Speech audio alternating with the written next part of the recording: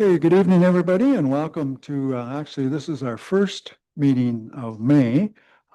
We missed the first one due to other obligations. Just before we get started, and we do our moment of reflection, I would just like you to keep in mind, actually, three families. Jack Fowler, who was a member of our fire department for 43 years and was a captain for a number of years and has passed away since our last meeting. And also another firefighter that was on the Mitchell and Area Fire Department for 28 years is Fred Phillips, and well-known and well-liked in the community. And also a well-known and respected businessman, Jim Burchell, passed away. So if we could remember the Fowler and the Phillips and the Burchell families in our thoughts as we have a moment of silent reflection, and I would ask that council and our guests, if they so wish, will bow our heads for a moment of silent reflection.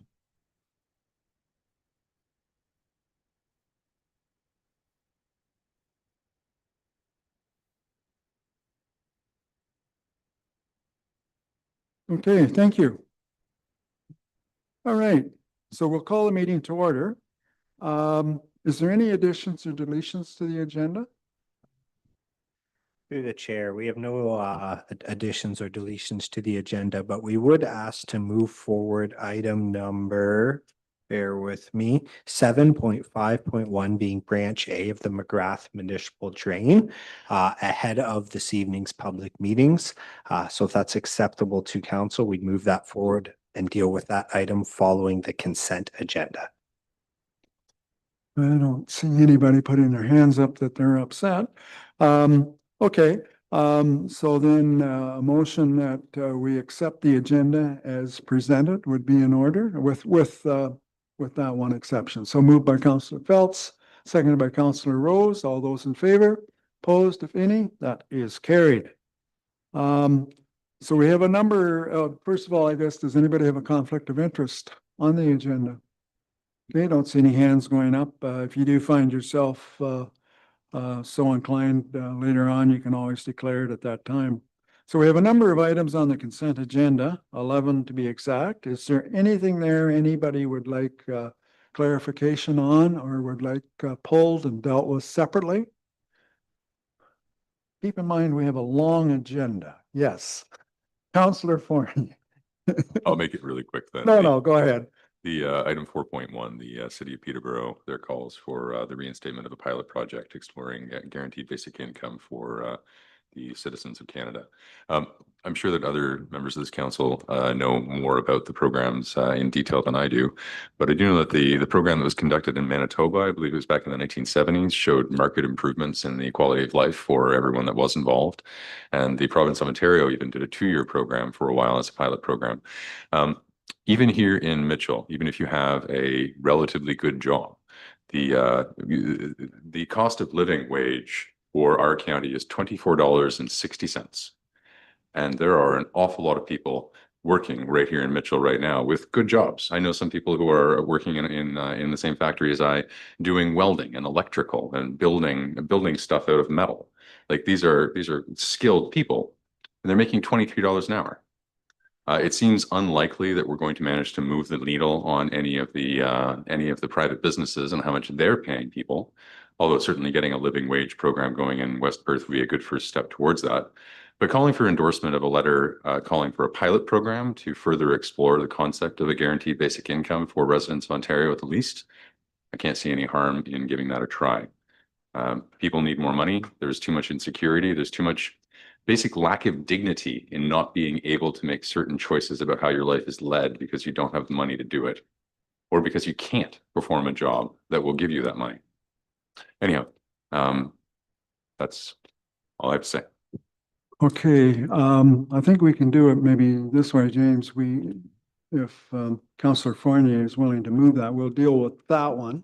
And then if there's any others, we'll see, but I didn't see anybody else put their hand up. So we can deal with this one and then we'll deal with the rest of the consent agenda. So I assume, Councillor Fournier, that you're willing to move that. Do we have a seconder for that to support that resolution from the City of Peterborough? I'd support it to get it on the table.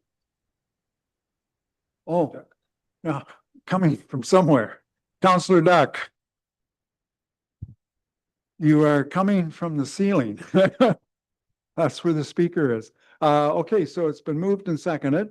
I don't know if there's anything further, Counselor Fournier, you want to add? I think you've done a fairly good job of explaining it.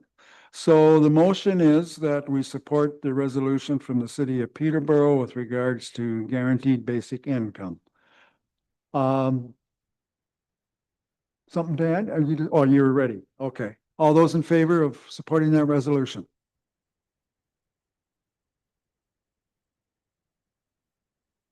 Oh, and Dr. Code, motion's carried then. Thank you. All right, so then we have the rest of the consent agenda, item 4.2 to 4.11. If there is no other questions with the rest of them, a motion that we approve the consent agenda. Moved by Councillor Harold, seconded by Councillor Foster. All those in favor? Opposed, if any, that is carried.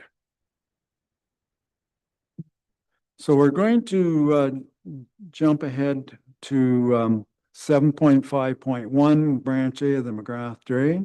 And Trevor is here and from Streamline Engineering, and we will give the floor to you and you can take it away.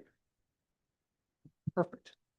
Yeah, thank you very much, Mayor McKenzie. Good evening, everyone. My name is Trevor Kipper. I'm with Streamline Engineering. We're based out of Milverton.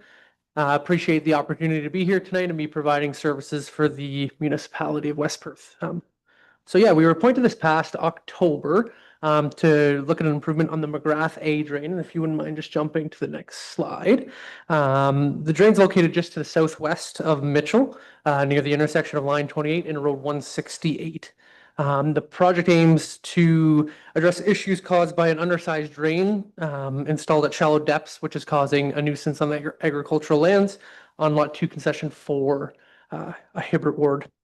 So we had an initial on-site meeting for the project on November 27th of 2025. Following the original on-site meeting, we completed a survey design, came up with some cost estimates and assessments for the project, and we presented our findings to a relatively small group of landowners. I guess both of them are here today, Bob Harrison and Floyd Harper. We presented those findings at the end of March of this year. So based on our investigations, meetings and follow-up discussions with the impacted property owners, our final proposed improvement to the drain includes about 507 meters of municipal drain improvement. It's all tile work, with tile ranging in sizes from 8-inch to 18-inch in diameter. There's 5 concrete structures and some other miscellaneous work.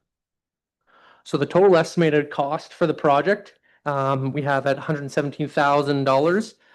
As far as division goes, it's this particular project's weighed pretty heavily towards private lands with $115,700 to private lands, and then the municipality of West Perth is the only other assessed lands at $1,300. Because there's assessments against agricultural properties, the OMAFA grant would apply to a project like this. So we're estimating about $38,500 in grant to support those assessments against the agricultural properties. And yeah, that concludes my presentation. Thank you very much. Any questions with regards to this drain? None? Any concerns from the landowners? Okay, then we do have a recommendation here, and it is that, gotta get the right page here. Where am I? One more over, yeah. The recommendation is that the Council Municipality of West Perth accepts the report dated April the 7th, 2026 from Streamline Engineering, Inc. for Branch A of the McGrath Municipal Drain, and that council provisionally adopt the engineer's report by giving first and second reading to bylaw 32, 2026, and that the quarter revision be scheduled for June the 15th, 2026. Do we have a mover and seconder for that? Councillor Vink, Councillor Foster. Last chance for questions. All those in favor? Opposed, if any? That's carried. Thank you. Okay, now we'll back up and find our spot here again.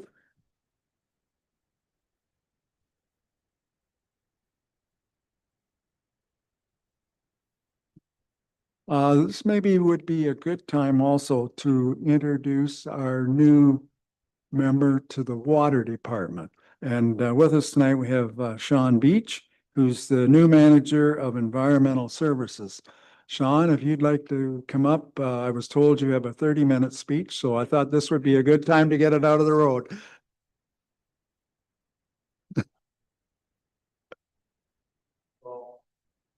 Oh, Mike, just hit the one button there. The light will come on. There you go. Oh, Good. there you go. Thank you, Mayor McKenzie. It's nice to meet you all. I come from the city of Stratford. I've been in the environmental services sector for over 15 years. Very excited to help West Perth support the day-to-day operations and capital projects that we have ongoing and upcoming. So yeah, thank you. Any questions? Pass inspection? We'll keep them. Good. Thank you very much. Thank you. Welcome aboard. Okay, at this time, we have a public meeting with regards to some planning issues. So I will call the public meeting to order at 7:13 p.m. And then I will ask our clerk, Clerk Hudson, for the purpose of the public meeting. Thank you. And through you, Chair, the purpose of the public meeting is to allow interested members of the public the opportunity to ask questions or offer comments about proposed amendments to bylaw 100/1998, being the zoning bylaw, affecting properties known as 34 Nelson Street and 6494 line 34. If any member of the public would like to be notified in writing of the decision made by council, we ask that you provide your name, mailing address, and email to clerk@westperth.com. And I'll turn it back to you at this time, Chair. As the mayor, or as the clerk has said, this is a public meeting for zoning bylaw amendment applications submitted by Zelenka Preamble Limited on behalf of Ruth Clark. And I will now call upon Haley Hellman, planner for the County of Perth, to review the application and present any correspondence received. Haley, floor is yours. Thank you. I'll be presenting zoning bylaw amendment 1-26 and draft plan of subdivision WP 25-01 for lands municipally known as 34 Nelson Street in the municipality of West Perth. The subject property is designated as neighborhood in the county official plan and zoned future development in the West Perth zoning bylaw. The subject lands are located in the service settlement area of Mitchell. The applications before you this evening are proposing rezoning to the subject lands and a draft plan of subdivision. The application to rezone the subject lands is proposing to amend the West Perth zoning bylaw from future development zone FD to 2 residential zones. A portion of the property, which is highlighted in yellow on the presentation, is proposed to be rezoned to special residential zone 4 R4-22. to allow for a minimum exterior side yard with width of 4.5 meters, minimum interior side yard width of 3.5 meters, and a minimum lot frontage of an interior lot and unit of 10 meters. The area highlighted in red is proposed to be rezoned to special residential zone 3, R3-19, to allow for a minimum exterior side yard width of 3.5 meters. The rezoning application is being requested to facilitate the draft plan of subdivision. The draft plan of subdivision is comprised of 2 townhouse blocks, 19 single detached dwelling units, and a local street that will provide connectivity to Nelson Street and Napier Street. The draft plan will facilitate the development of 19 single detached dwelling units and 15 townhouse dwelling units, resulting in a total of 34 dwelling units.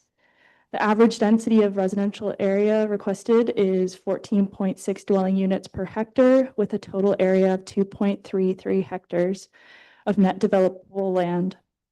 The proposed draft plan layout provides for appropriate road connectivity and development blocks that can accommodate future residential development compatible with surrounding and planned land uses. Technical matters, including grading, drainage, servicing, stormwater management, and landscaping, will continue to be addressed through the draft plan of subdivision process, detailed engineering review, and any future site plan or development approvals as required. In addition to the information presented, staff would like to include 2 conditions to the draft plan of subdivision recommendation. The first condition will require the applicants to complete a D4 landfill study prior to receiving subdivision approval to the satisfaction of the municipality of West Perth. And the second condition will require the owner to contribute to cost sharing with the municipality for improvements of Clayton Street through the subdivision agreement. Staff are of the opinion that the draft plan of subdivision application West WP 25-01 and zoning bylaw amendment application Z01-2026 is consistent with the provincial planning statement, conforms to the county official plan, and maintains the intent of the municipality of West Perth zoning bylaw. Thank you, and I'm happy to answer any questions. Okay, thank you, Haley. At this time, we get into the more formal part of the presentation. I'm going to ask if the applicant or agent has anything further to add, and if so, by all means, come on up.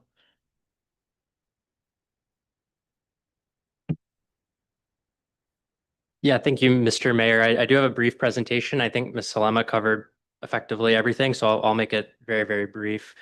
Just add a couple points of color. Hello, good evening, Council. My name is Connor Wright. I'm a professional planner with Zelenka Priamo. We're the land use planning consultant for Bob Scott Construction. I'm just going to skip right ahead. You might recall the previous severance application that was approved. That was just to sever the existing house in the southeast corner, and that results in the lot shape that you see here today. Haley summarized the bones of the subdivision application pretty well, as well as the official plan and zoning framework. So yeah, once again, I don't have much to add. It was a great presentation by Ms. Halema. In summary, we're looking at 19 single-family lots here and currently contemplating about 15 townhouse dwellings, all to conform with the latest county official plan. And I'm available for any questions. Okay, good. I would ask at this time if there's anybody present that wishes to speak in support of the application. And is there anybody present who wishes to speak in opposition to the application? Finally, general comments and questions from council. Any questions for either one of the planners? Okay, I'll start with the deputy mayor first. Thank you, your worship, through you. Question for Connor. The townhouse portion of this application, how many stories will those buildings be? Will they be 2 or 3, or what will they look like? So the current thought process is that on some of the more constrained, the narrower lots on the west, they'd be 2 stories. Just because they're limited. And then on the east, when the lots are a little bit deeper, those would more likely be 1 story. The zoning would permit a height of up to 10.5 meters, which is about 2 stories. And those exact details, while I can, approximate for them to you today, we haven't exactly ironed that out. But the zoning would allow up to 10.5, which is standard in the R4 as well as R3 zoning. And then supplemental question, if they were to go higher, then this would require some kind of an amendment, if that were the case?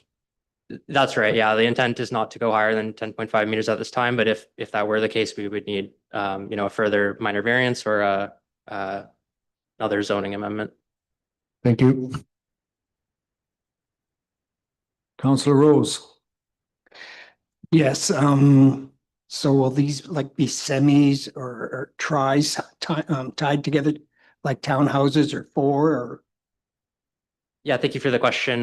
Through the chair, so we have 2 blocks of development, block 20 and 21. The current thinking is 7 units of townhouses all connected on the west parcel, and then on the east, it would be 8 all connected.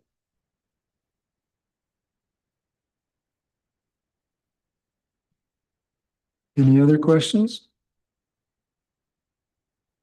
Councillor Fournier?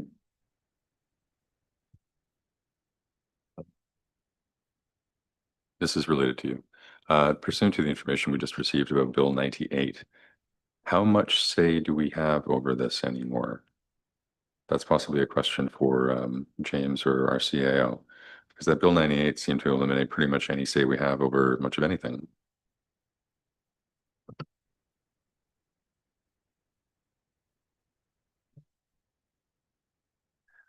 I guess my comment back would be that's a pretty broad question to say. What is there something particular you were thinking that, or like what, I guess like what parameters are you around? We can always try to work with a developer and a proposal on something if there's something there. Obviously, if we can both come to an agreement on something we're trying to do, that's a lot better than trying to force a developer to do something. So I guess, sorry, I don't want to go down the full, what we can and can't do without knowing exactly what we're. I was trying to read both, and trying to figure out where we still had authority over what was being proposed. I could pretty quick figure that out. Perhaps I'll talk to you later about that. Okay. Okay. Councillor O'Donnell. Through the mayor, thanks Connor for the presentation. I just got one quick question. Is there any financial contributions towards Nelson Street as well?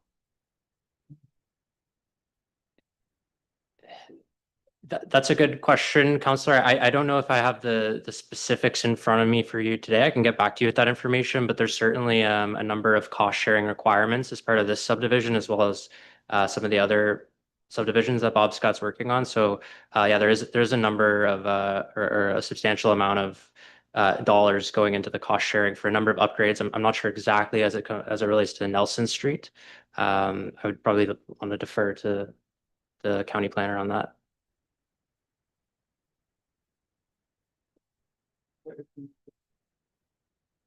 Thank you, through the chair.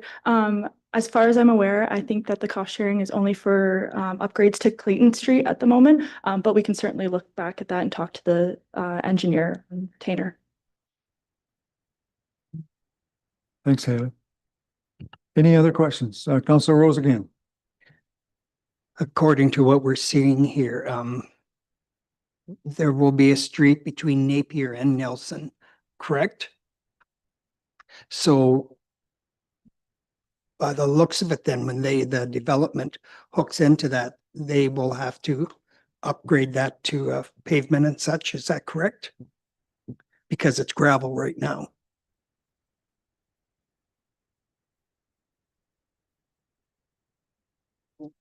Mhm. Okay. Well, Haley, go ahead. Through the chair, the road will have to be upgraded to the municipal standards, so we'll have to follow that. Yes, you're welcome.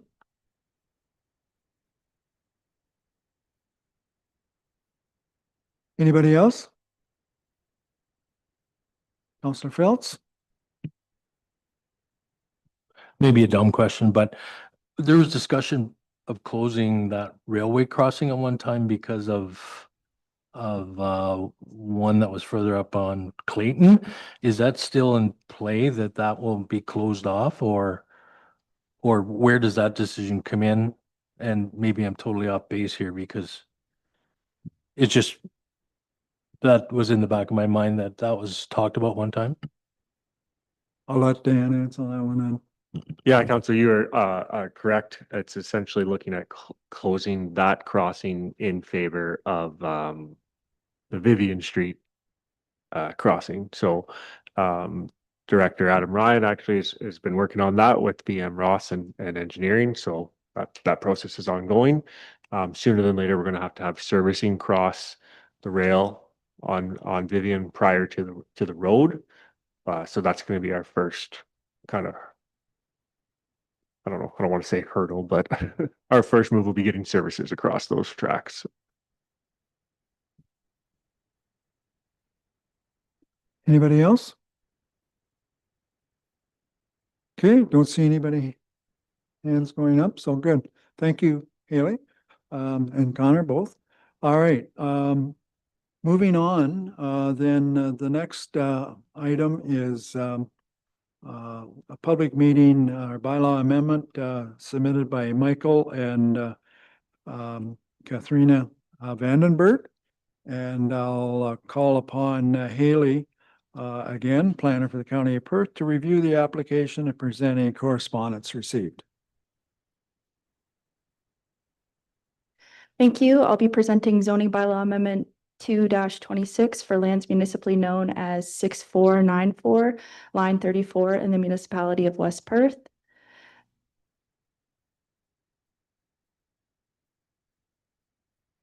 The subject property is designated as agriculture and natural heritage feature overlay in the county official plan and zoned agricultural zone, site-specific agricultural zone A-2, and natural resource environment zone, NRE 2. The subject application is required to satisfy a condition of consent application B 20-25, which received conditional approval in February of 2026 by Perth County to sever a surplus farm dwelling as a result of a consolidation of a remnant agricultural land with existing agricultural operations. The subject application proposes to rezone the severed lands from agricultural zone to special agricultural zone A-1 to permit the existing residential and accessory uses. The application also proposes to rezone the retained lands from agricultural zone and special agricultural zone A-2 to special agricultural zone A-3 to prohibit any new residential development on the agricultural lands. It is the opinion of staff that the zoning bylaw amendment is consistent with the provincial planning statement and conforms with the County of Perth official plan. Thank you, and I'm happy to answer any questions. Okay, thank you, Haley. I don't believe we have applicant or agent present tonight. And I don't believe there's anybody wishing to speak in support or in opposition, but I'll throw that out there. Any questions, general comments, or questions from council with regards to this? Don't see any hands going up, so very good. Thank you, Haley. So I'd like to thank everybody for their comments. Should council proceed with the adoption of the zoning bylaw amendments, the notice of passing will be provided as prescribed by the Planning Act and a 20-day appeal period to the Ontario Land Tribunal. We'll now close the public meeting at 7:29 p.m. So moving on with our agenda, we do have the recommendation here. So the recommendation is that the Council of Municipality of West Perth approve in principle zoning ZN1 2026 submitted by Zelenka Priamo Limited affecting lands described as Park Lot 34, Plan 339 Mitchell, Parts 2 and 3, 44R 2725, and that staff bring the zoning amendment bylaw to a subsequent council meeting once the subdivision file WP 25-01 has been approved. Do we have a mover and seconder for that? Moved by Councillor Phelps, seconded by Councillor O'Donnell. Any questions? All those in favor? Opposed, if any? That is carried. And then the next one is that the Council of the Municipality of West Perth approve the zoning bylaw amendment ZN2 2026 submitted by Michael and Katrina Vandenberg affecting lands described as Concession 1, East Part Lot 23 Municipality, known as 6494 Line 34. Do we have a mover and seconder for that motion? Moved by Councillor Chessel, seconded by Councillor Fournier. Any discussion, questions? All those in favor? Opposed, if any? That is carried. Thank you. So the next item on our agenda is to do with the planning, and it is right? Yes, it's for the same subdivision. Yep. For the subdivision portion. Yep. So it is to do with WP 25-01, the Clark subdivision, 34 Nelson Street.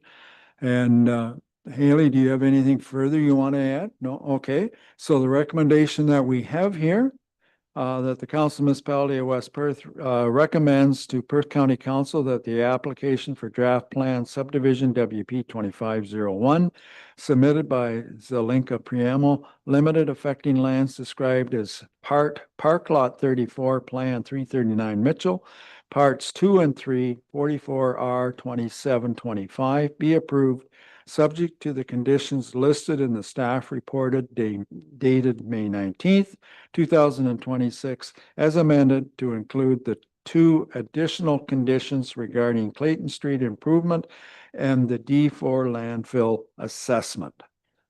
We have a mover and seconder for that. Moved by Councillor Rose, seconded by Councillor Foster. Any discussion or questions? All those in favor? Opposed, if any? That is carried. The next, then we've already done the drain. That brings us down to reports, and the first report is the Mobile Crisis Response Team Enhancement Grant, and that's Clerk Hodson's report. Thank you, and good evening, Mayor, members of council. This report is being brought forward as an informational update for you regarding the Mobile Crisis Response Team Enhancement Grant and the status of our funding agreement. So the municipality's role in this process is primarily as the grant holder and administrator on behalf of the OPP Detachment Board and its predecessor, the Police Services Board. West Perth provides some administrative support for grant funding, and I also serve in a secretariat capacity for the joint OPP Detachment Board for West Perth, North Perth, and Perth East. The municipality has historically been administering some funds for a number of OPP grants. We've got the RIDE grant, as well as the Preventing Auto Theft grant and the Victim Services grants. For new grants where the detachment board's involved, a report to advise West Perth Council of the grant funds is being prepared for you. So that's really what we're doing here. The program itself, very briefly on MCERT, it pairs a team member with trained police officer to attend calls involving individuals experiencing mental health or addiction related crises. So for a rural area like ours here in Perth County, where some of those access to services can be a bit challenging, there's a lot of value in that in-person crisis response model. Another important component of the funding portion is a formal memorandum of understanding between the municipality, the OPP, and Huron-Perth Public Health. This outlines responsibility, some reporting expectation, and financial accountability for everyone. So it just sort of sets that level playing field for us. Lastly, I'd just clarify that the grant fully offsets the program costs. So there's really no net financial impact to the municipality. Again, we're acting as that fund holder and grant administrator. Closing, I would just say that this is a pretty positive example of collaborative work between the detachment board, policing, healthcare, and the municipality, and I'll leave it there unless there's any questions. Okay, thank you, James.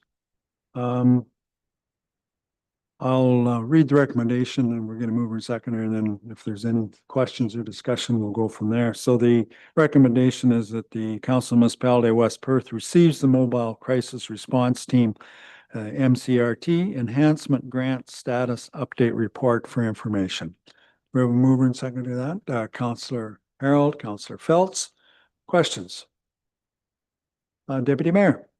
Thank you, Your Worship. Through you, thanks, Clerk Hudson, for the report. More of a query or a comment. Clerk Hudson mentioned how if this was an effective collaboration, it may not be for this council to provide a feedback to the Ministry of Health, but I would recommend that perhaps the Police Services Board provide some feedback to the ministry just to give them some positive reinforcement on the effectiveness of this program after year one, so that they have an idea going into year two how much it's valued in this area, and that the ministry would give it further consideration to extend the funding or create a more permanent program or something to that effect. That would be my recommendation. Thank you. Okay, thanks for the comments. Anybody else? Okay, it's been duly moved and seconded. So all those there's somebody with questions. Sorry, Councillor Fournier. Perhaps I'm mistaken, but it's my understanding that this program has been in effect around here since 2021, I believe. So it's already been in effect for about 5 years now. I don't, Steve, do you, you're on police services? I'm not sure if that's when it started or not, but it's not just been 1 year. It's been going for a while, but as far as our detachment board being involved, it's newer because of the change in the board structure. James or Dan, any, like you do the secretary work for the board, so do you have anything further to add? No, I think Councillor Harold hit it right on. This is the first year of the grant funding through the municipality for the program. The program itself is not in its first year. It has existed previously. It continues to. Okay. All right, if there's no further questions, then it's been duly moved and seconded. All those in favor? Opposed, if any, that's carried. And the next one is bring your own alcoholic beverages, outdoor public events, and that's James as well. Well, thank you, and through you, Chair. This report, we're bringing forward for information regarding some recent changes that have been made by the province respecting bring your own alcohol at outdoor public events. So as of April 30th, Ontario has expanded the existing framework that previously only allowed bring your own alcohol at tailgate events connected to live sporting events. So that legislation was previously in effect and existed already, known as a tailgate bring your own event permit. This new legislation now allows municipalities to designate certain cultural or community outdoor public events where attendees could bring and consume their own alcohol in designated areas. So again, designating events of cultural or community significance is something that this council deals with regularly and has dealt with before. Think of the Mitchell Fall Fair or the Tailgate Music Festival. West Perth already has a municipal alcohol policy in place. That's one of the provincial requirements to permit this. However, before these type of events could be permitted locally, the municipality would still need to establish and adopt a separate local process specific to bring your own events. So staff have reviewed the legislation and we've done discussion on implementation approaches with Huron-Perth Public Health as well as neighboring municipalities. At this point, municipalities across Ontario taking a number of different approaches. Some are moving ahead. Many are choosing to wait and monitor how the framework develops and take a more cautious approach. From a local standpoint, many of our municipally significant events already operate under an established licensed service model. So events like the Coyotes Ball Tournament or the ISC Qualifier Ball Tournament, the Mitchell Fall Fair or the Tailgate Music Festival, they rely on beverage sales as an important revenue source for organizers and community groups. And again, right now, those ISC qualifiers or those Coyote tournaments prior to this legislation could have applied through a framework for a BYO tailgate event because it was a live sporting event, but we haven't seen them express that interest. And it's probably because these organizers rely on beverage sales as an important revenue source for the groups. So we really haven't seen a lot of interest from them. The beverage sales are a main source of fundraising at these events. So those are a consideration for event organizers if they're going to allow BYO. There's also operational and liability considerations tied to licensed service that are managed through smart serve requirements, controlled distribution, and oversight practices. So under a BYO model, some of these considerations are going to shift or would shift to event organizers. Obviously, that would need further evaluation. So based on that and what we're hearing and seeing out there around, staff are recommending no changes at this stage.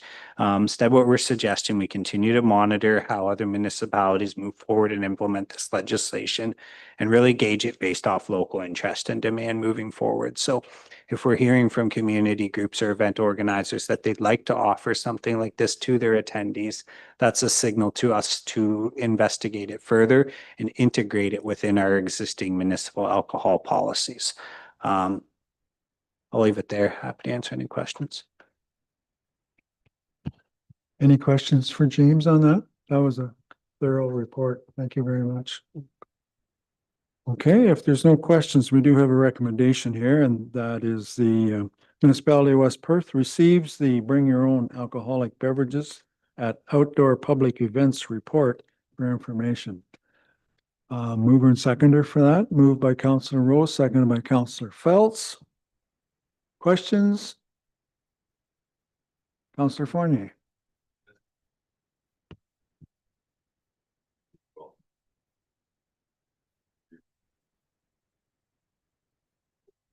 can't say for sure. Yeah, I can't say for sure. I would take a broad interpretation of public lands, likely requiring some form of management there, but can't say beyond that. For certain, certainly can take that back as staff and confirm that piece. Happy to do that. Good question. Any other questions? Okay, if not, all those in favor? Opposed, if any? That is carried. Okay, moving on then, next, this kind of ties in with bring your own bottle. Special events bylaw, and have Nick Larson, our Director of Community Services, with us. So Nick, the floor is yours. Good evening, Mayor McKenzie and members of council.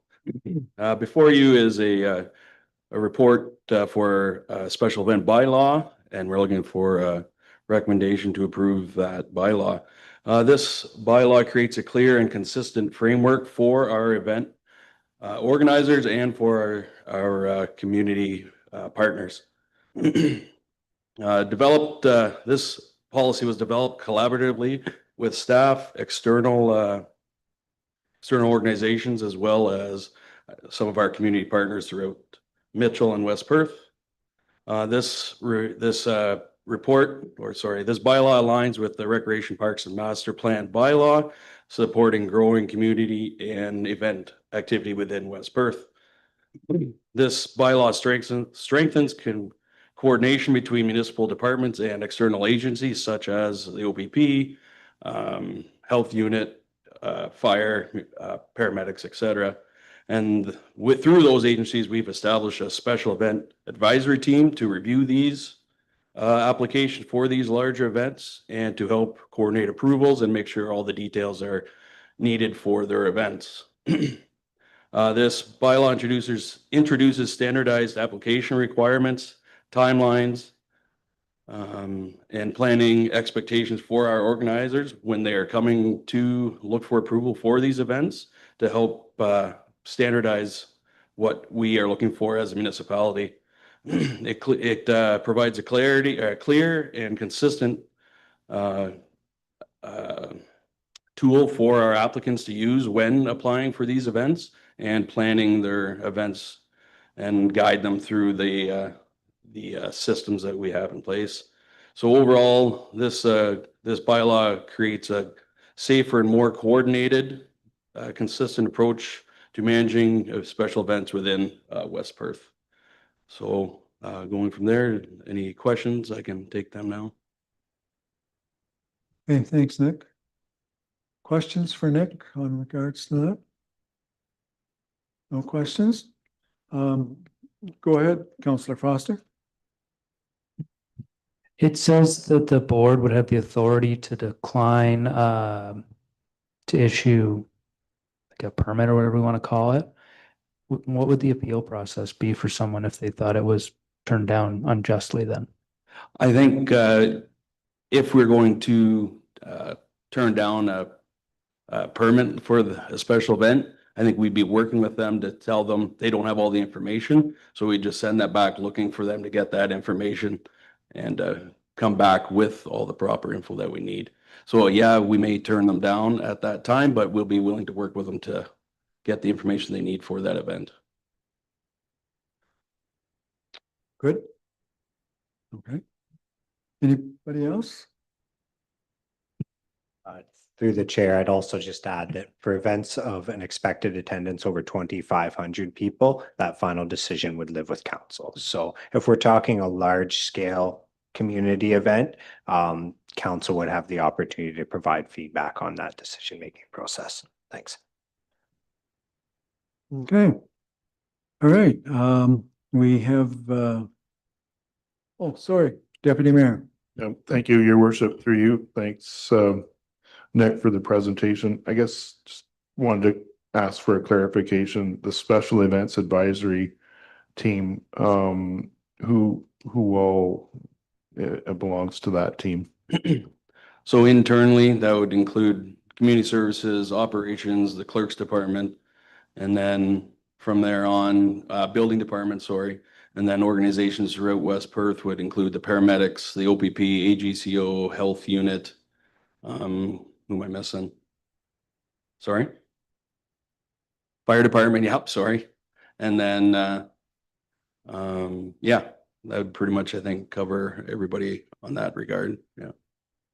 And one supplementary questions. In the report, it mentions feedback from local organizations, specifically the West Perth Village for their tailgate festival. What other community organizations was this discussed with? So we did reach out to the Ag Society for feedback there as well.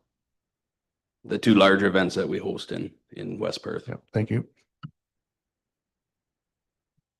Anybody else? Councillor Phelps? Just a comment. This is basically what we did for the 150. Everything that's in here and the collaboration amongst the 16 that sat around the table, the things that we thought of like parking and moving things, and I prepared Adam's team to get the parking signs out and all of that, and everybody was in the know. And it is a good thing. And even the LCBO said it's probably one of the exemplary things that we did out of there is that they started using it for other communities to start setting up like that. So it just really keeps everybody informed of what's happening and what we needed. And it gives a different perspective, 16 different perspectives on the event of what's happening and what are their needs then. So it's just a comment, but it's a good job, Nick. Councillor Foster? How was the decision of 2,500 people and more came to for the cutoff? That's kind of a lot when it would be a quarter of the entire township showing up at an event like that. Does that not seem kind of high for the cutoff point? Like, what was the reason for that decision? Through the chair, thanks for that. And we had some discussion around the table when that number came about. And you'll see in other policies numbers of 5,000, 10,000, 20,000, numbers that we just can't touch for events in our community. So we settled on 2,500. Perhaps that's a number we could certainly look at, but also thinking over, let's say, a 2-day period, that's a total amount. So maybe we will see events with 2,500 people over 2 and 3 days. Thanks. Okay. Anybody else? All right. Did I have a mover and seconder for that? No, we hadn't got that far yet. Okay, yep. So the recommendation is that the Council of Municipality of West Perth approve bylaw 34 to adopt a special events bylaw. We have a mover and seconder for that, please. Councillor O'Donnell, Councillor Fournier. Last chance for comments or questions. All those in favor? Opposed, if any? That is carried. And the next one is also belongs to Nick, facility discount and fee waiver requests policy. So Nick, the floor is yours. Thank you, through you, your worship. This report is looking for council approval, again, through the facility discount fee waiver requests. This policy creates a clear and transparent, consistent framework managing facility rentals and fee waivers across all our municipal and recreational community facilities. The current process is based largely on historical practice and case-by-case decision-making, which has created some inconsistencies between groups and uncertainty for applicants. The new policy establishes standardized criteria and expectations for all applicants. It defines eligible and ineligible groups, creates consistent discount structures, and improves fairness and transparency throughout. The policy supports community organizations while ensuring municipal facilities are managed consistently and responsibly. Full fee waivers would only apply to events demonstrating a clear community benefit with proceeds revisited annually. Insurance requirements remain in place for all users to support safe operation, protect municipal assets.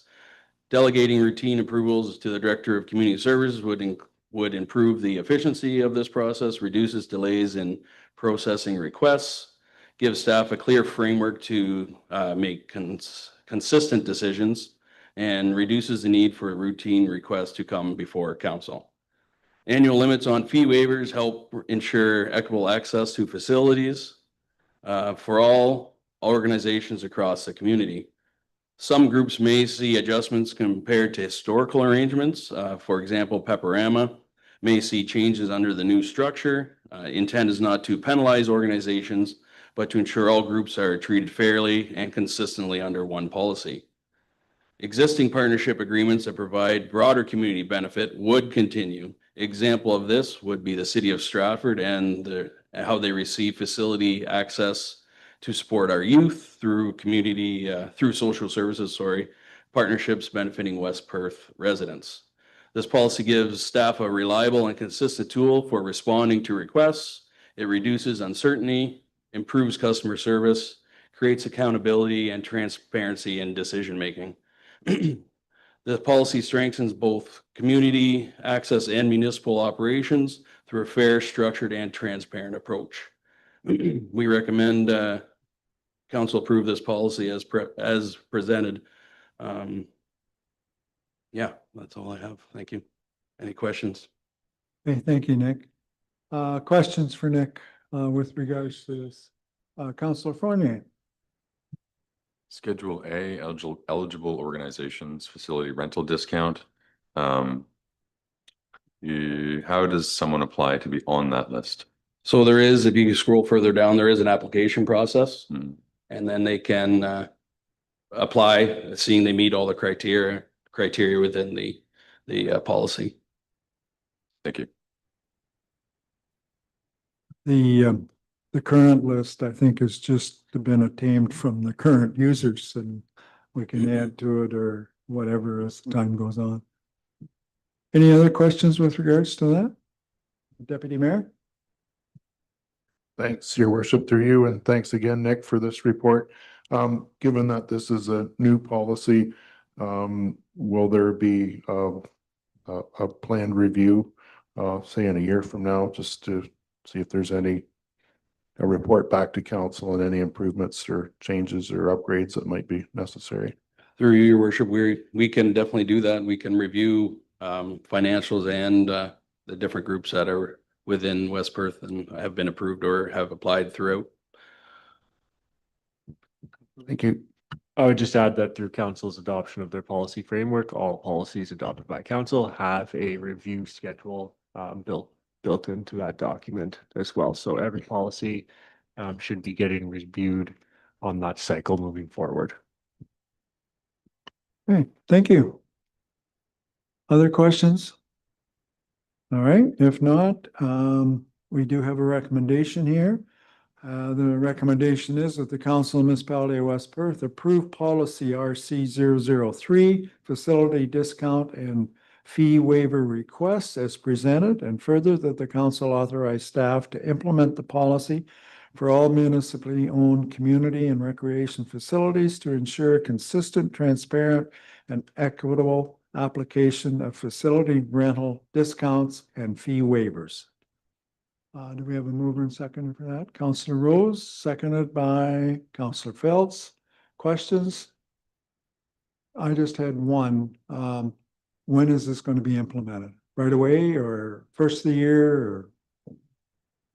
I think the intent through you, Your Worship, was to implement this right away as we move forward. Okay. But also reach out to our groups to let them know that this is taking place. So there might be a little bit of a grace period in there as well. Well, there'll be a number of events that have already been scheduled and that. So, yeah, you have to kind of, got to kind of tread lightly, I guess, before we get right into the swing of things. So, okay.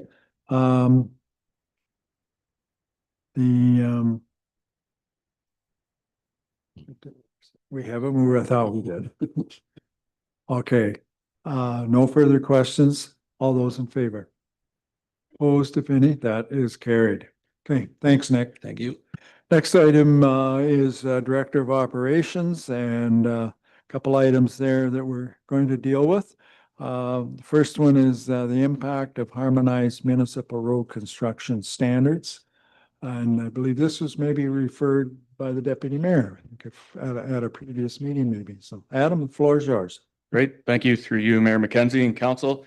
Tonight, I have an information report for you on the potential impacts of harmonized municipal road construction standards. So in November 2025, the Minister of Transportation proposed these standards for municipal road construction tenders.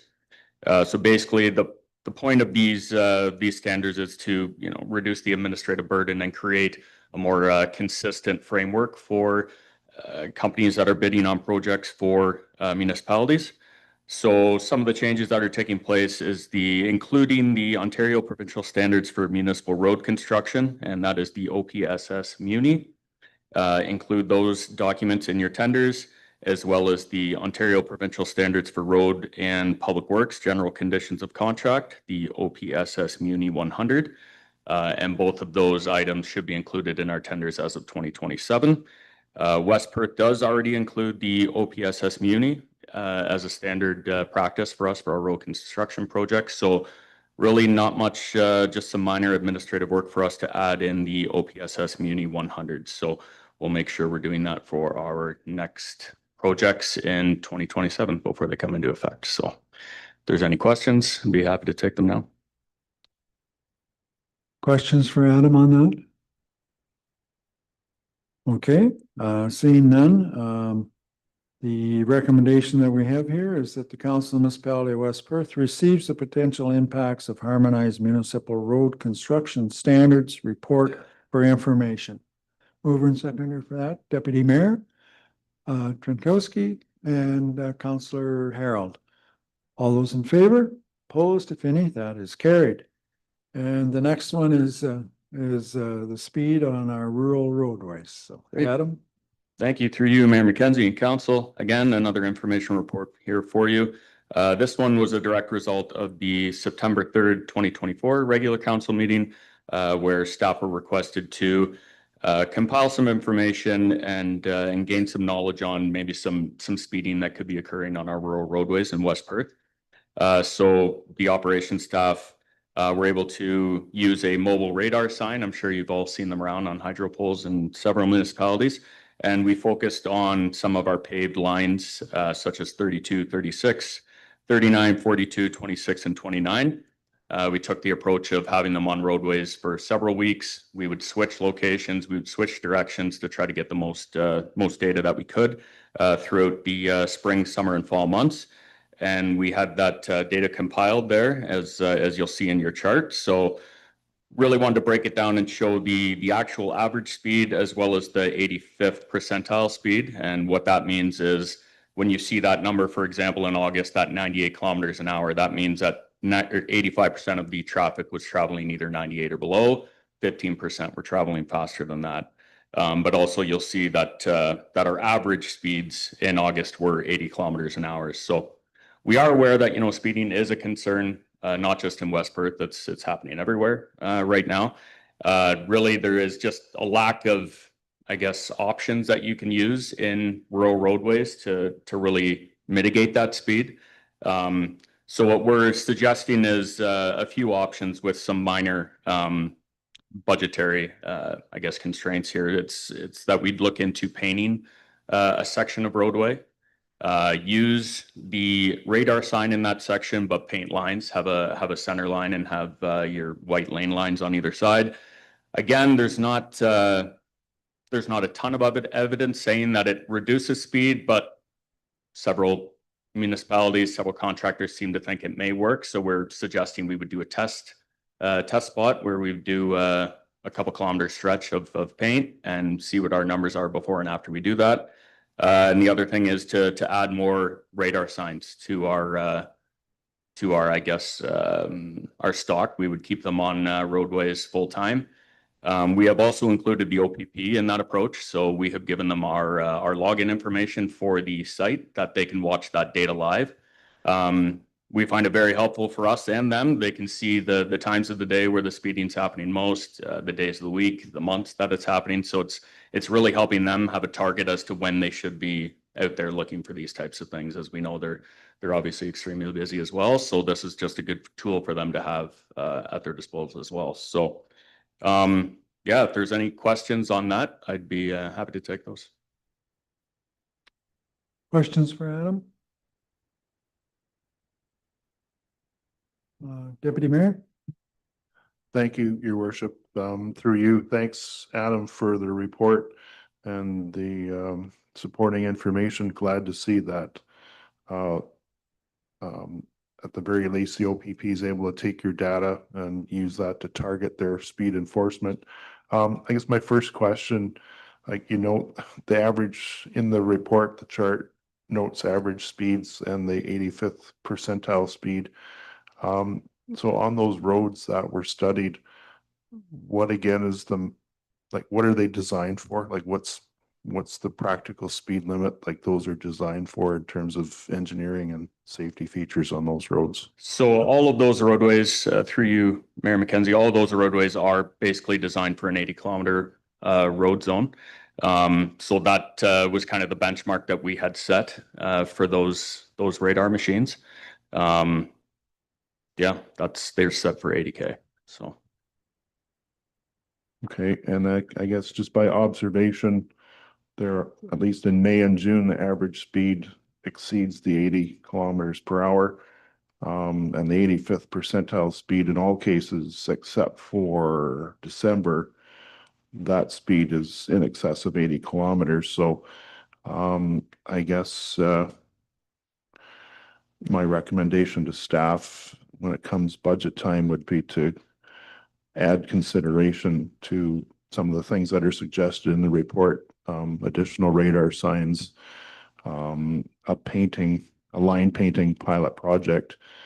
So when whoever's on council at that time can take that into consideration, because I still remember, for as much as I don't like using information off of Facebook, the one thing that I saw on Facebook that really stuck out in my mind was a ratepayer said, "Hey, we're doing farm work on line 39 this week. Please slow down." And when that still sticks in my head, so the concern is still there, and the potential for a problem is still there. So I would like to, at some point, for staff to carry on with this, considering what to do with the speeding issue on our rural roads. Thank you. Absolutely. And just add through you, Mayor McKenzie, we did add some funds into our sign budget this year, so we'll be able to look at a few radar signs, and the pilot project would be very minimal impact on the budget, so we'll be able to put that in this year as well. Councillor Foster? People argue that the radar signs make people adjust how they drive. Do we think that's tainting our data on people's speeds when they see the sign and they're slowing down before it gets their speed? Through you, Mr. Mayor, there's no real data that shows that that's the case or it isn't. You know, to be honest with you, if you speak to the MTO, that they don't really fully endorse radar signs to begin with, but it's really the only option that municipalities can look towards, especially on rural roadways. Like I said before, there's too many limitations to put in traffic calming measures, such, you know, you're not going to throw speed bumps in the middle of line 32 or traffic islands or delineators, right? So it seems to be our best option at this point, and really push it towards enforcement rather than creating those infrastructure hazards on the roadway. I think it's a case, Alex, that maybe no one particular thing works, but a combination of several may. And I think I maybe mentioned this before. It just amazes me.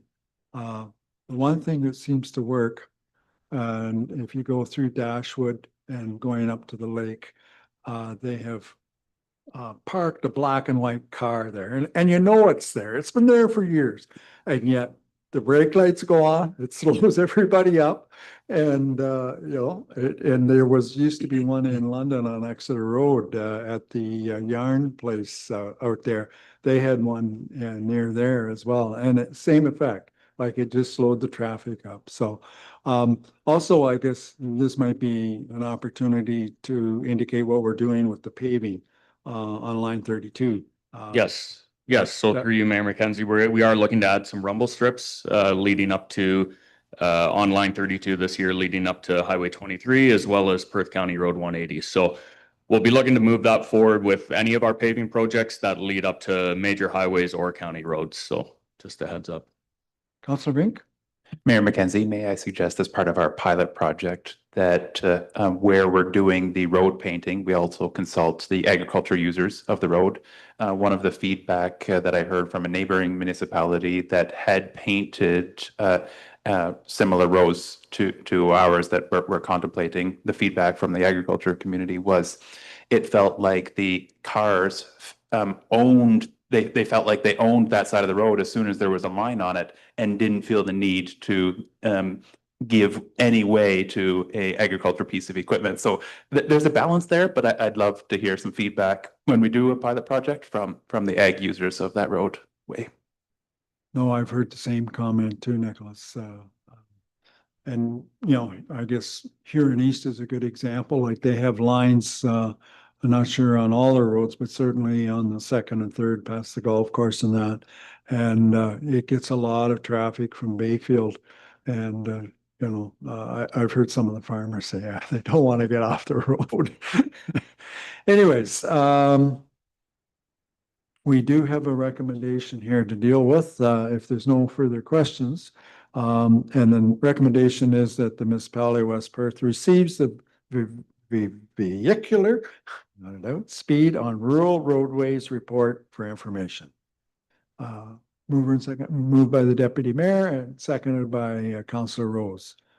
Last call for questions. All those in favor? Opposed, if any? That's carried. So thank you, Adam. Next report is from the CAO, and it's with regards to a recent delegation that a number of people from the Perth County area had in Queen's Park. So Dan, the floor is yours. Thank you, Your Worship.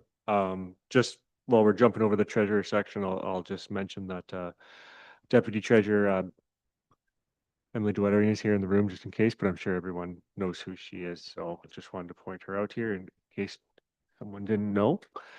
But jumping into it, I just want to give council an update on at least what I'm aware of as the first Perth County Queen's Park Day happening. I could stand to be corrected, but I'll say at least in 5 to 7 years, it's certainly the first.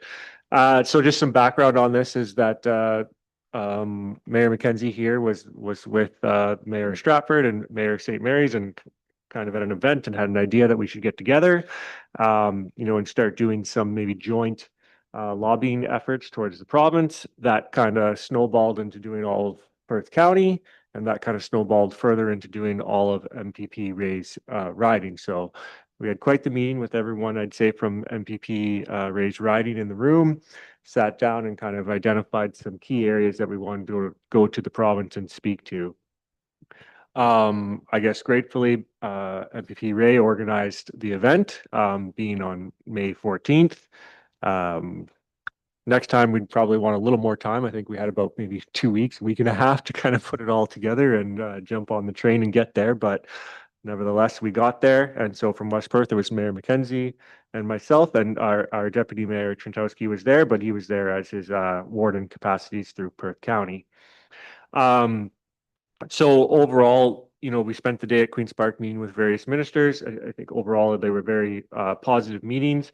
The province generally acknowledged the key challenges that we're experiencing across the rural communities, particularly around energy capacity, homelessness, development approvals, childcare, and food security. I'd say there was a consistent message from the ministers. You know, they're aware of these pressures. There are policy responses still evolving on how to properly address them. I think, you know, another key takeaway is the province is actively looking to municipalities for practical solutions and real world examples to help shape the next steps. So not so much of coming and telling us what the issue is, but tell us how to solve it. You know, just a couple of the highlights. We certainly talked to energy perspectives. The province certainly recognized there's constraints and capacity issues there, outdated. Data is also a matter that's currently limiting growth in rural Ontario, but they did emphasize that high growth areas will be prioritized for improvements in the grid, but continuing to encourage municipalities to work directly with Hydro One, IESO and Enbridge to clearly demonstrate future need and kind of growth areas for our local area. Housing and homelessness, Minister Flack acknowledged that it certainly is no longer an urban issue facing homelessness. It's felt across rural communities as well. The province continues to focus on increasing the housing supply and reducing the red tape. And again, they are looking for municipal input on how to get better value from their investments and improve outcomes. And I think, you're seeing some of that we referenced it earlier with the recent changes in Bill 98, where they're looking to really increase density and remove that red tape. And we've talked about that at length around this table already. In terms of development approvals, there certainly was recognition, both politically and from some of the staff that we met with. There were some delays related and acknowledged to the MTO approval process, as well as third-party reviews being just barriers to that timeline and adding cost as well on top of that. Again, there's, some bills, Bill 98 being there to reduce red tape, but again, encourage us to bring forward specific examples where these delays are impacting projects and what solutions we can propose for them. Another key area we were there to discuss was childcare. Minister Calandria was very candid that the system is under pressure, particularly with staffing resources and trying to keep ECEs in their role with recruitment and retention. Also acknowledge the administrative burden on operators, particularly on the home care side. So I think you're going to see some changes where it's looking at rolling out that home care. Again, looking for input on municipalities of what sustainable funding levels, what sustainable levels would be for a family moving forward. With the national program, the $10 daycare, we haven't really hit that. I don't know that it's a secret that we're likely not going to hit that. So if there is, if we have any comments on that of what would be reasonable and feasible moving forward as a target, we could certainly provide them. Another topic of ours was food insecurity. Particularly, we met with Minister Parsa and he did note that there was increased provincial investment, and he encouraged municipalities to keep continuing to access available funding programs. On this one, outside of talking about just our food banks, we also had a heavy emphasis on the school nutrition program, and we're going to get the Victoria Order of Nurses here in front of council to speak to that program.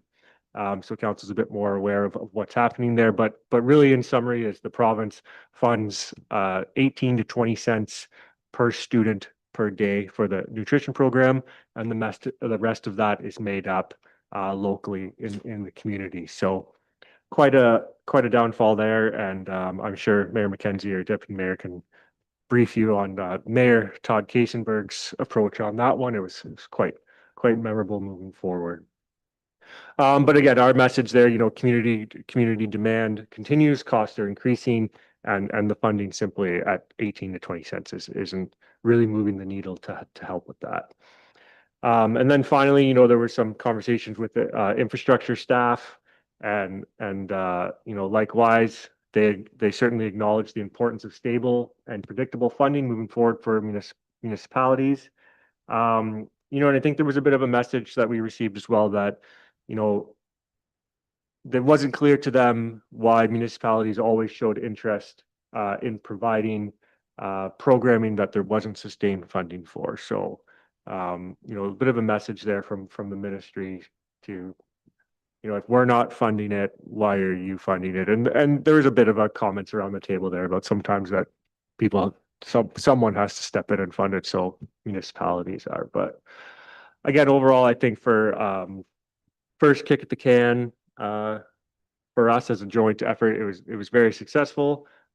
We look to do it again and build off the momentum we have here. So I'm happy to answer any questions if anyone has them. Councillor Foster? will this likely become like a regularly occurring event going forward or like an annual or semi-annual type deal? I would be hopeful of that in my role. Certainly need, council, mayor, buy-in to continue to do this. But for a day there versus a day at Roma, I mean, Roma is a good event as well, but this was a mini Roma for Perth County. And I mean, we sat in the room from, well, what time did our first 1 till 5, and every 30 minutes a new minister walked in. And it was pretty good that way for us. So We met with 7, right? 7 ministries in that time period. Like Dan said, every 30 minutes, they brought in either a minister or deputy minister. And as Dan said, like, you don't get that much impact at Roma or Good Roads. Like, I thought it was really worth pursuing. And not just for that, but you make contact with the ministers and they know who you are and we know who they are. And like a number of them said, like, don't be afraid to contact us, So I think from that point of view, it was a very good day. Yeah. Okay. Anything else? Well, I guess you could tell them who we met with. Like we had Flack Municipal Affairs. We had transportation, MTO. It was a deputy minister, I believe, with that. sorry, I have the list. He was from the east.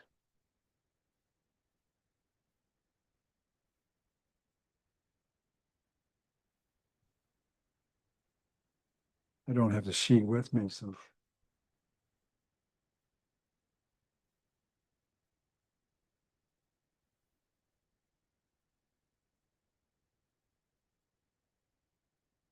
If you don't have it, that's fine. So Minister Ustenhoff was Energy, Minister Flack, Municipal Affairs, Minister Parsa was for the Social Services, Minister Calandria was the Education, Minister Barize was the MTO. Obviously, we did meet with MPP Ray as well, and then Minister of Infrastructure, we had staff there. But I think it was a very worthwhile day. It was a long day, I'll tell you that, but by the time we got home that night, so yeah. Okay, and that's just an update. There's no resolution or anything necessary for that. Brings us down to correspondence. And we do have the traditional letter here from Huron Perth Health Unit with regards to flag raising. And we have done this for a number of years. We have the sign downtown, and that's what we use. The recommendation is that the municipality of West Perth approve the request from the Huron Perth Public Health to recognize Pride Month and light the digital sign for the month of June in accordance with the recognition from council policy. Do we have a mover and seconder for that? I would move that. Oh, okay. Sorry. Councillor Duck moves. Councillor O'Donnell wants to second that. You have a question, Ryan? Sorry, I was just raising my hand to No. move it, and then I spoke up. So Okay. I've taken it down. Sorry. I got you in there as a mover, so good. Oh, Councillor Fournier. I know that we've usually gone with the sign on the bridge, but getting this request specifically from Huron Perth Public Health sort of puts a different face on it, in my opinion. I mean, when they're directly mentioning the potential community and health benefits that being recognized in that way could bring, I think it might be time to reopen the question of actually putting them on the flag pole rather than just on the sign. We have a policy that we do not raise a flag for any organization now. We used to do it for the health or for the heart and stroke, for cancer. And when we put the sign up, rather than do the flag raising, we put everything up on the sign. I guess you could open that up again if you want. We only have 3 flag poles down at the main intersection, and we have the Canadian flag, the provincial flag, and the West Perth flag on there. So that was our answer to the flag raising was to put it on the sign. Go ahead. But there are some ways that that policy could be seen as quite incomplete. For example, if we were to receive a delegation from a First Nations group, we were talking about a sovereign governed entity in that case. In that case, I'd say that our policy is incomplete because we're not raising the flag of a sovereign entity. So just on that basis, I would recommend that we reopen the policy to inclusion of other groups as well. You want to make that a motion? Do we have a seconder for that motion? And it could be looked at, we're getting towards the end of our term of council. It may be something you want to look at in a new term of council. I don't know. Mayor McKenzie, Yeah. may I suggest that Andrew bring that back as a notice of motion so that we can have it on the council agenda and then have a discussion about it with that? I agree entirely. Sure. Okay. So noted. All right. Anything else? So again, I know it's moved. Coming in.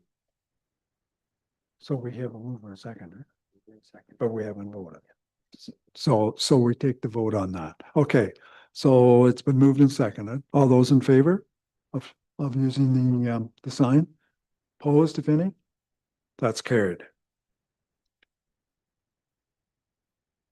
I don't believe there's any other council reports. Couple, did I miss something here, James? Where did I get? It's one page over, I'm too far. one page too fast. We're gonna deal with. Oh, this. okay, yep. C qualifier. Yep. Okay, Toronto Batman's Fast Pitch Club, the qualifier tournament. And we've had this one for a few years. I'm gonna say probably maybe 3 or 4 years. Anything you want to elaborate on? Through the chair, no, nothing further to add on this one. It is an annual tournament reoccurring this year. Okay. The recommendation is that municipality of West Perth declare the ISC qualifier tournament held by Toronto Batman's Men's Fast Pitch Club at Ketterson Park on June the 18th to the 21st to be an event of municipal significance, and advise the Alcohol and Gaming Commission of Ontario that it has no objection to it taking place. Do we have a mover and seconder for that? Moved by Councillor Phelps, seconded by Councillor Fournier. Oh, yeah, I'm gonna get Ryan again, but I'll get you for the next one, Ryan. You're just a little square in the bottom corner of my screen here, so all please good. forgive me. Okay, all those in favor? Opposed, if any? That's carried. So then the rest of these are basically correspondence that we've received. The firefighters annual boot drive, and it's in upcoming events as well. Planning for future protecting yourself from abuse. Ministry of the Environment, Conservation and Parks requirement for waste disposal site service area and fill rate changes. Ministry of the Environment, Conservation and Parks, temporary restrictions under section 1.14 of the Conservations Act. Ministry of Municipal Affairs and Housing, amendments to the Municipal Act, stormwater fees regulations. Ministry of Natural Resources, regulations under the Geological Carbon Storage Act of 2025. OMAFRA, agribusiness, changes to the Ontario agri-food sector through Protecting Ontario's Food Independence Act. Household food insecurity from the Huron-Perth Health Unit. And Maitland Conservation raises concerns over amalgamation of conservation authorities. Those were the correspondence we received. The recommendation is that Council of Municipality of West Perth accept correspondence as information. We have a mover and seconder for that. Councillor Rose, seconded by Councillor Harold. Any questions on any of that? None? Okay, all those in favor? Opposed, if any? That's carried.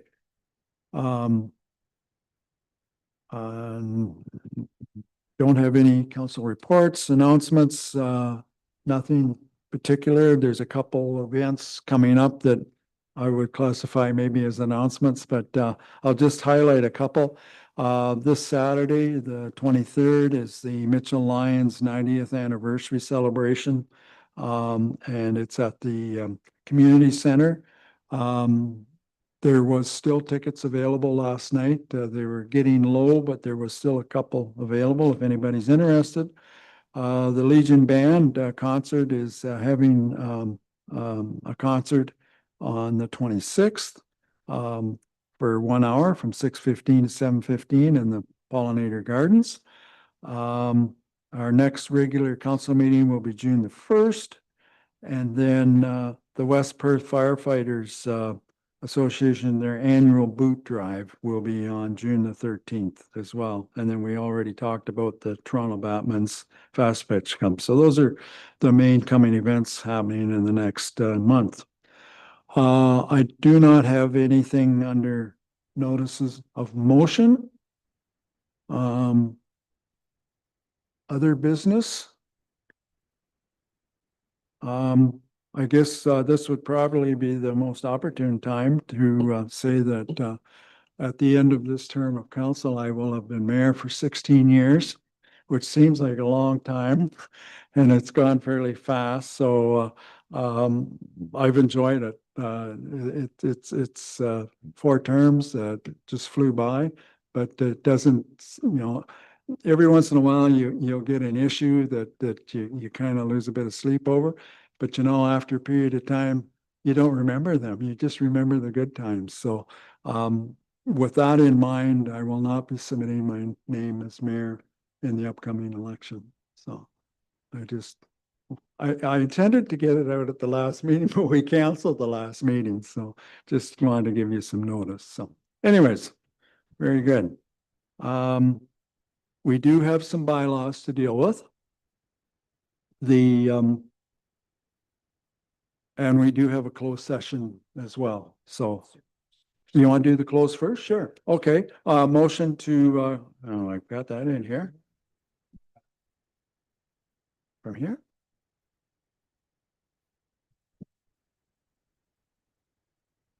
They're sticking. Oh, there it is. Okay. All right. We do have a closed session. And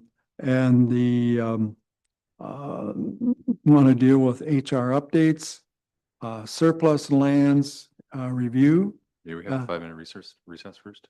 Pardon? May we have a 5-minute recess first? We'll go into closed session and we'll take a break, okay? And then give you 5 minutes and we'll come back. Legal updates regarding Mitchell and Fullerton wards, and also Earth Corporation notice of the annual meeting for shareholders. So I'll take a motion to go into closed session, and then we'll take a 5-minute break and go back. So moved by Councillor Vink, seconded by Councillor Rose, that we go into closed session. All those in favor? Opposed?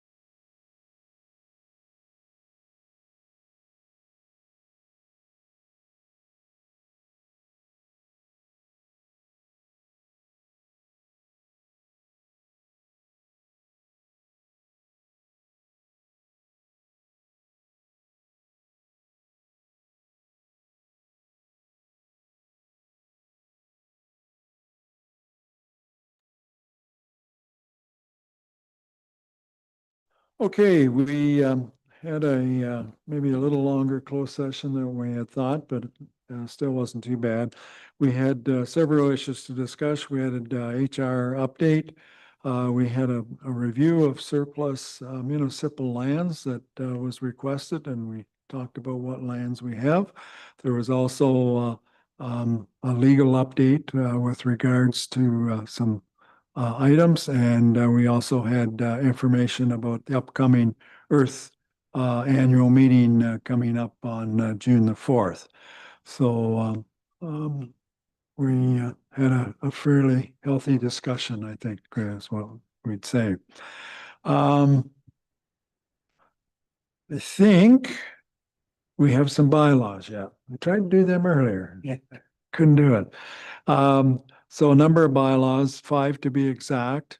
The recommendation is that the municipality of West Perth give first and second reading to bylaw 32, 33, 34, zoning bylaw 320, and zoning bylaw 321. Do we have a mover and seconder for that? Moved by Councillor Rose, seconded by Councillor Foster. Any discussion on that? All those in favor? Opposed, if any? That is carried. And then following that, that council gives third and final reading to bylaw 47, 33, 34, zoning bylaw 320, zoning bylaw 321, this 19th day of May. We have a mover and seconder for third and final reading. Moved by Councillor O'Donnell, seconded by Councillor Fournier. Any discussion? All those in favor? Opposed, if any? That is carried.